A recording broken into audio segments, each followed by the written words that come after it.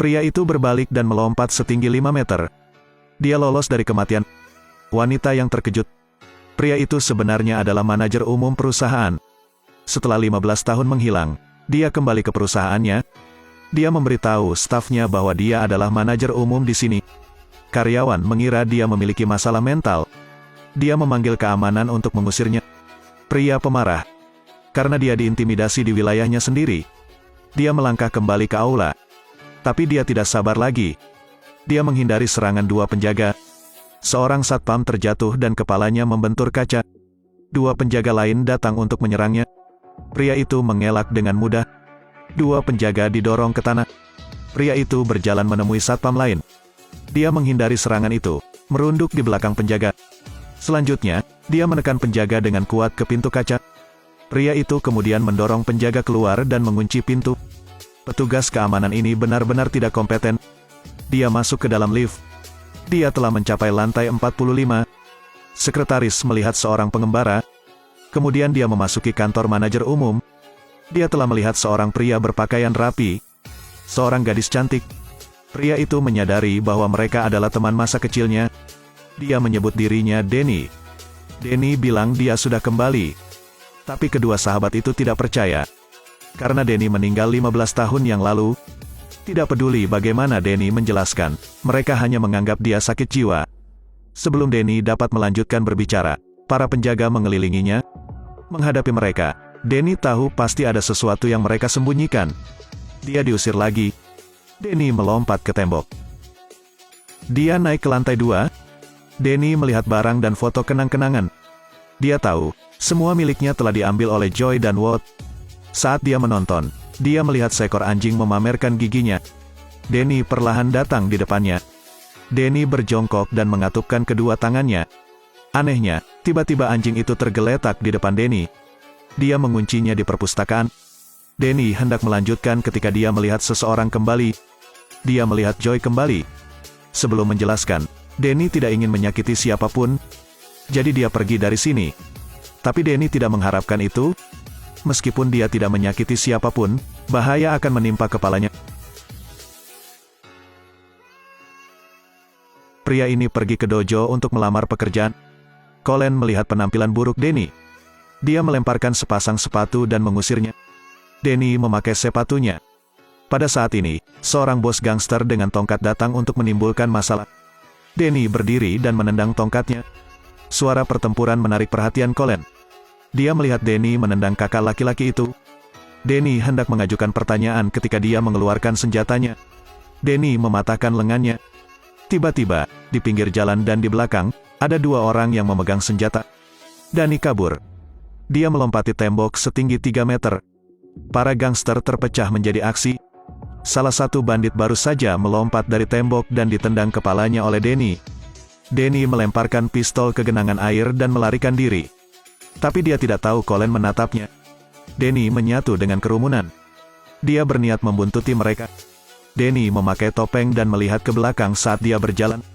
Junior yang mengikuti telah tersesat. Denny melompat dari atas. Denny menyerangnya. Terakhir, pukul wajahnya. Denny telah menetapkan nama. Nama yang jauh juga muncul. Denny melihat pistol diarahkan ke pinggangnya. Dia berbalik dan menendang matanya. Denny melompat ke lehernya, menendangnya menuruni tangga. Denny bertanya siapa yang mengirimnya ke sini. Kakak laki-laki itu dengan menyakitkan mengatakan sebuah nama. Orang ini adalah CEO perusahaan saat ini. Denny juga tidak terkejut. Pada akhirnya, dia mengalahkan kakak laki-laki itu. Denny merasa ada yang mengawasinya. Orang ini adalah Colin. Denny tidak tahu mengapa dia mengikutinya. Tapi dia juga tidak peduli.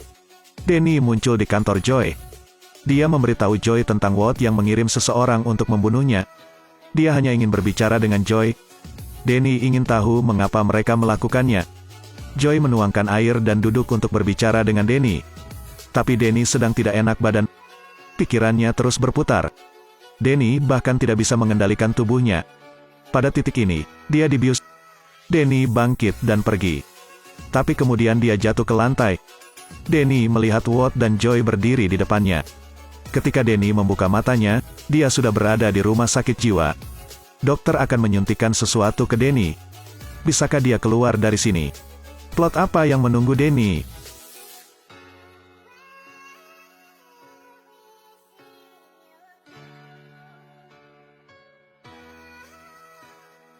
Pria berantakan ini adalah raksasa. Dia menemukan dirinya di rumah sakit jiwa, akan dibunuh oleh seorang dokter. Pada saat ini, dokter yang sebenarnya datang berlari. Ternyata, orang tadi adalah pasien gangguan jiwa. Kemudian perawat memasukkan 2 pil ke dalam mulut Danny. Danny tertidur.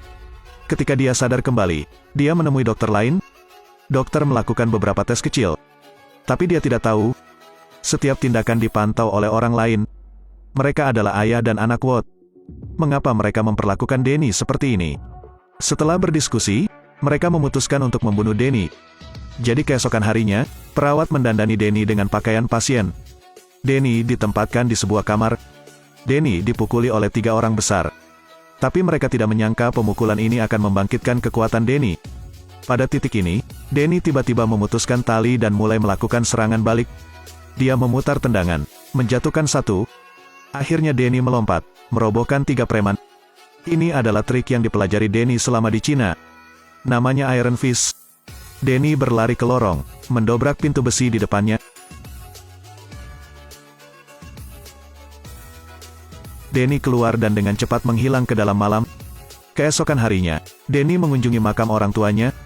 Dia menemukan bahwa seseorang telah membersihkan kuburan mereka. Danny telah mengetahui selama bertahun-tahun bahwa seseorang telah membersihkan. Danny datang untuk mencari Mary. Dia dulunya adalah seorang pengacara untuk perusahaan ayahnya. Ayah Danny memberi Mary pekerjaan pertama. Sebagai ucapan terima kasih, Mary masih membersihkan kuburan keluarga mereka. Danny ingin mencari bantuan Mary. Awalnya, dia tidak percaya Danny. Tapi saat Danny memberitahuku tentang hal-hal yang dia lihat Mary lakukan, Mary percaya dia adalah Danny Run. Jadi Mary akan membantu Danny mendapatkan kembali apa yang menjadi miliknya. Tapi mereka tidak tahu, semua yang bisa membuktikan identitas Danny hilang.